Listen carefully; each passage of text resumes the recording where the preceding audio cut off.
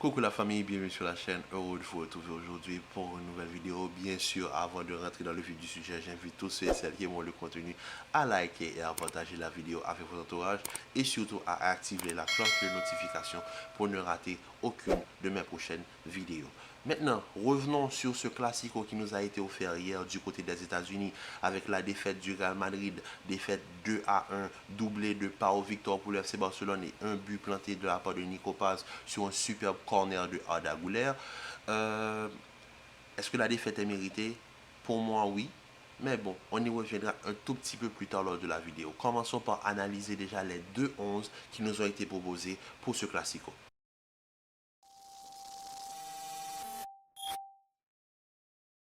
Du côté du Real Madrid, on a dans les buts Thibaut Courtois, Lucas Vázquez, Militao, Rudiger, Fran Garcia au niveau de la défense. Au niveau du milieu de terrain, Mario Martin, Modric et Dani Ceballos. Et au niveau de l'attaque, Arda Güler, Brahim et Hendrik.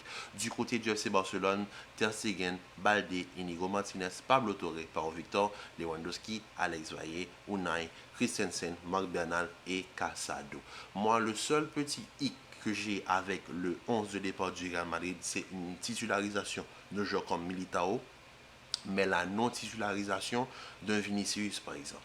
Parce que je l'ai dit lors du match face au Milan AC, Brahim à gauche, c'est pas possible. Brahim peut jouer quand il n'y a pas d'ailier gauche disponible. Et là, il y en avait deux sur trois. Rodrigo était de retour, Vinicius était apte à jouer.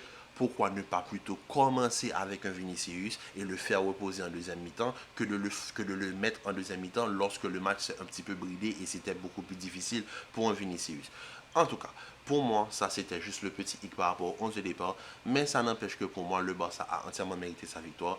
Et suite à cela, moi j'ai décidé de ne pas non seulement donner l'homme du match à Pau Victor, mais j'ai décidé de sélectionner deux joueurs, un MVP de chaque côté. Alors commençons directement par la section MVP.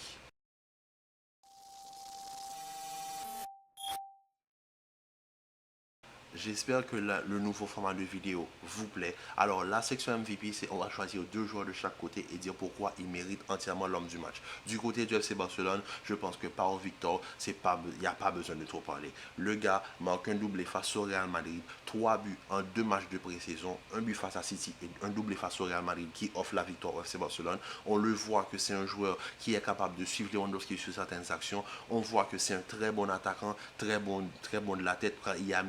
Il aurait même pu marquer un triplé si Thibaut Courtois n'était pas très vigilant sur un coup de tête sur un corner en première mi-temps. Pau Victor, pour moi, mérite entièrement l'homme du match. Mais pour moi, du côté du Real Madrid, le MVP, c'est Arda Güler.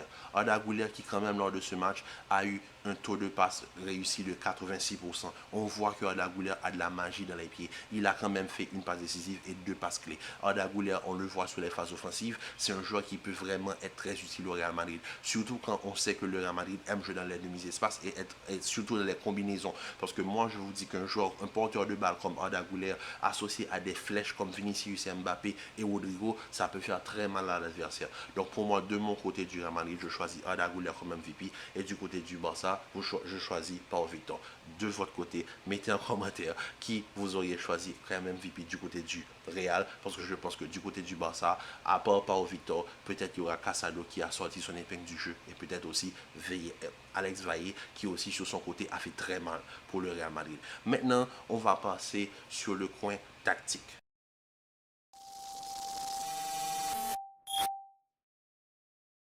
Maintenant, d'un point de vue tactique, on va essayer d'analyser ce match. Comment vous dire?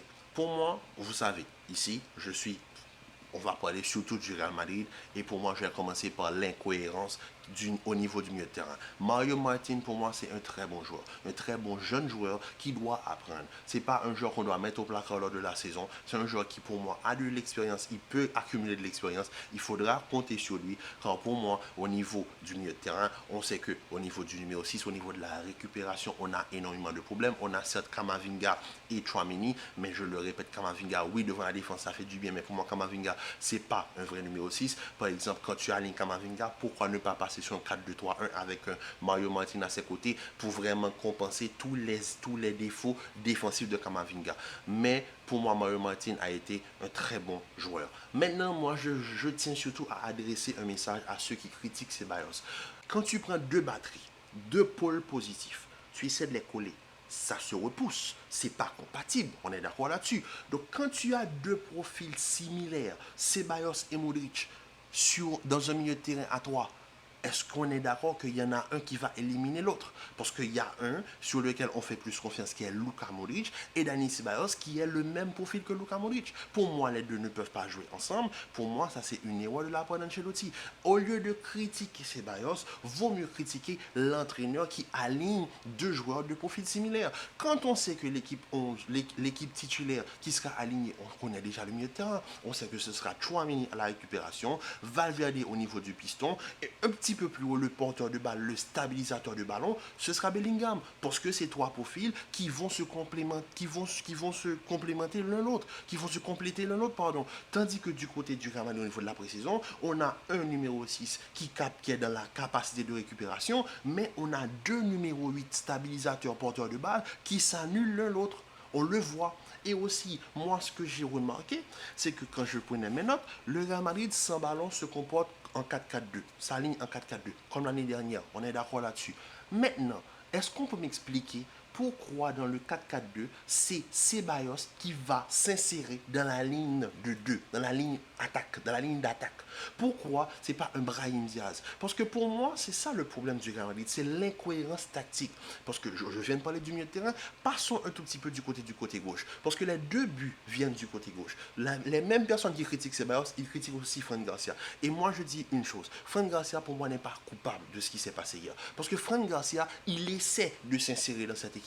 Fran Garcia, et je l'ai dit, comme je l'ai dit hier à une fan du Real Madrid avec qui je communique énormément, Fran Garcia, c'est un Marcelo, mais un Marcelo moins esthétique. C'est un gars qui est dans l'effort physique, qui est dans l'effort offensif. C'est un gars qui a énormément de faiblesses défensives. Quand Marcelo jouait, on était d'accord, il y avait toujours soit un Xabi Alonso, soit un Lassana Diarra, parfois même un Casemiro ou un Sergio Ramos qui couvrait pour Marcelo afin de compléter ses faiblesses défensives. Alors, pourquoi je vais critiquer Fran Garcia? Fran Garcia, c'est un bon porteur de balle. Il sait centrer. Il est très bon offensivement parlant. Maintenant, quand on regarde l'alignement du Real Madrid, on le met sur un côté avec Brahim. Brahim qui ne défend pas. Je le répète, Brahim ne défend pas. L'année dernière, quand on passait un 4-4-2 sans ballon, c'était qui était sur le côté gauche? C'était Vinicius? C'était Vinicius? Ou bien Bellingham qui allait s'occuper de ce côté pour aider les joueurs au niveau défensif?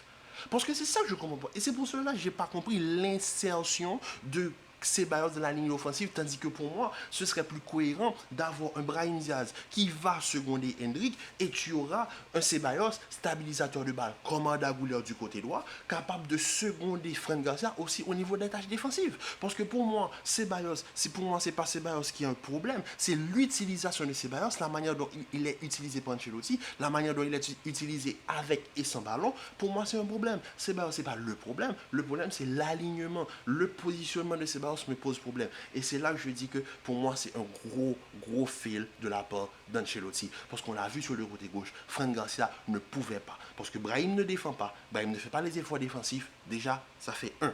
Alex Vaillé commence à avoir un boulevard. Et on le voit, il arrive à monter sans pression. Parce que déjà de 1, Brahim ne défend pas. Brahim ne le fait pas reculer. Et de 2, Fran Garcia, pour compenser ses faiblesses défensives, joue le rôle de latéral inversé. C'est-à-dire qu'il défend vers l'intérieur. Ce qui crée encore plus d'espace sur le côté gauche, sur le couloir. Ce qui donne encore plus d'espace au latéral barcelonais. Je suis désolé. C'est ça que je dis. Il n'y a pas de cohérence dans l'alignement. Si tu veux bloquer, tu vois que le couloir il y a un boulevard sur le couloir, tu mets un joueur capable de seconder Fran Garcia. Parce que c'est ça, en fait, le 11. Ils s'entraident l'un l'autre. Ils s'entraident l'un l'autre. Et quand j'entends que Fran Garcia n'est pas apte même à être un remplaçant au Real Madrid, pour moi, c'est un manque de respect. Parce que pour moi, Fran Garcia, il a la capacité pour le faire. Il faut juste que l'équipe se comporte d'une manière à ce que l'un se donne pour l'autre. Il faut que, par exemple, quand on joue sans ballon, il faut que c'est pas un Brahim Diaz qui joue sur le côté. Il faut que ça soit un milieu de terrain capable de compenser les faiblesses défensives de Fran Garcia. Pour moi, c'est ça le problème du Real Madrid au niveau niveau du côté gauche. Parce qu'on l'a vu hier, le côté gauche, respectivement le côté droit offensif du Barça, ça a été un boulevard. On a vu sur le premier but, la manière dont le Barça élargit la défense, ils ont forcé Fran Garcia à sortir, ce qui a créé l'espace, le centre au deuxième poteau. Militao s'est fait manger physiquement par Lewandowski qui a su redresser le ballon, même si je pense que Lewandowski, c'est pas ce qu'il voulait faire. Lewandowski, physiquement, il démolit Militao, il l'a poussé comme un enfant, comme Sorloth en fin de saison. Militao qui pour moi n'est pas prêt physiquement à reprendre la saison. Militao se fait bouger, mais Lewandowski arrive à redresser. Et par Victor, en renard des surfaces, joueur très intelligent, et pour moi ce sera le joueur à suivre de la saison si le Barça décide de le garder. Pour moi, c'est un attaquant très intelligent. Et ça fait du bien. Quand on voit ce genre de choses du côté du FC Barcelone, on voit qu'il y a une cohérence. La cohérence, elle est faite. Parce que là, le Barça, tu vois, c'est des joueurs capables de jouer en transition rapide. C'est des joueurs, quand ils arrivent dans la zone, ils prennent le temps d'élargir le jeu pour essayer de trouver les faiblesses. Ils jouent sur le côté faible du Real. Et c'est pour cela qu'ils ont finalement pu marquer 2 buts. Et ils auraient même pu marquer plus. Ils auraient pu marquer plus. Donc, il faut quand même se féliciter. Et aussi, je tiens à souligner la performance de Nico Paz, qui, quand il est rentré, on l'a vu. Mais moi, c'est surtout l'entrée de Vinicius. On l'a vu. Le Real est dépendant de Vinicius. Le Real est dépendant du potentiel ballon d'or. On le voit. Vinicius, dès qu'il est rentré, il avait du feu dans les jambes. Et il a apporté ce que Vinicius ne peut pas faire avec la sélection brésilienne. Le déséquilibre, le fait que dès que Vini est rentré sur le terrain, l'équipe jouait pour lui. On voit que maintenant c'est son équipe, tous les ballons devaient passer par Vinicius. Et dès qu'il y a ce joueur-là capable de d'amener ce côté de percussion sur le Barça, on a vu un des défenseurs du Barça beaucoup moins à l'aise. On l'a vu. Et maintenant, moi-même, le dernier point tactique que j'aurais aimé souligner, parce que pour moi, Vinicius fait une bonne entrée, mais il a énormément de déchets, mais il vient de reprendre, donc on ne va pas tout rester sur Vinicius, c'est l'utilisation d'Hendrick. Pour terminer le point tactique, Hendrick, c'est un attaquant qui est dans la capacité de prendre de l'espace. On le voit sur les premiers pas, il est très technique. Il peut faire la différence. Il peut éliminer en 1 contre 1. Je ne comprends pas pourquoi Ancelotti, dans ce système-là, n'essaie pas d'apporter un système capable de lancer l'Hendrick dans le dos des défenseurs. On a un Hendrick qui joue trop bas sur le terrain.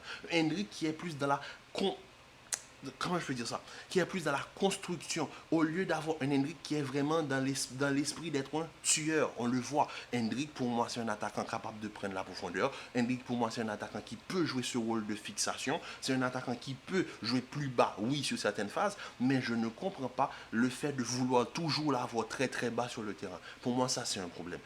Parce que je pense que si tu as un Brahim Diaz qui est gaucher sur le côté gauche, tu aurais pu avoir une présence dans la surface. Combien de fois hier, Fran Garcia, qu'on dit qu'il ne mérite même pas d'être remplaçant, arrive en situation de centre et qu'il est obligé de revenir en arrière parce qu'il n'y a personne dans la surface. Pourquoi? Parce que Hendrick joue trop bas. Hendrick prend trop de temps pour revenir dans la surface. Donc il faut éviter de faire dézoner Hendrick trop bas. Il faut amener un Hendrick beaucoup plus haut sur le terrain. Pour moi, quand le Real aura rectifié ce genre de choses, on reviendra sur la qualité intrinsèque des joueurs. Parce que pour moi, les joueurs qui sont au Real Madrid méritent d'être au Real Madrid. Ils ont leur place au Real Madrid. Le Real Madrid, c'est pas un club de temp. Ils recrutent des joueurs capables de représenter les cuissons de ce club. Si les joueurs sont là, c'est qu'ils méritent d'être là. Donc pour moi, ils ont la capacité de jouer au Real Madrid. Il faut juste que le Real Madrid accepte que parfois, dans certains matchs, si tu alignes Ceballos, tu ne peux pas aligner un Luka Modric. Si tu alignes un Luka Modric, Ceballos ne peut pas jouer.